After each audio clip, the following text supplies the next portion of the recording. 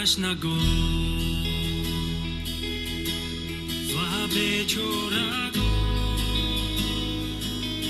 نزد چشم بیایید، در آب حیات دل شوید تو هر درد و غم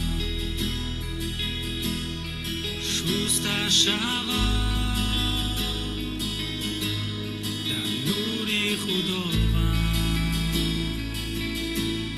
و سرایم بود شادی.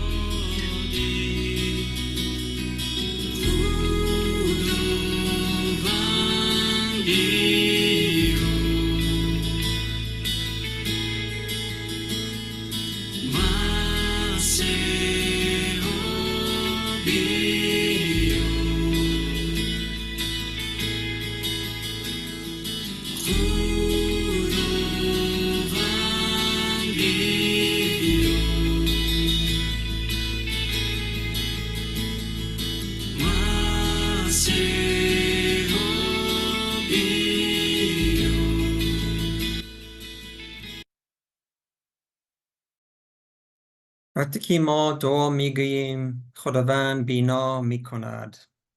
زبور 126. سرود سلیمان.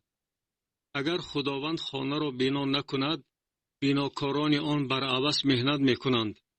اگر خداوند شهر را نگهبانی نکند، پاسبان آن بر عوض جدل مینماید. بر عوض شما بر محل میخیزید تا به وقتی مینشینید، نان رنج را میخورید، در صورتی که او به محبوب خود خواب میبخشد.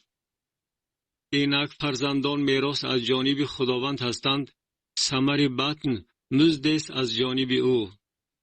چگونه که تیرها در دست زورآور است، آن گونه‌اند فرزندان ایام جوانی. خوشا مردی که تیردانش را از آنها پر کرده باشد. خجل نخواهند شد وقتی که با دشمنان نزد دروازه سخن رانند.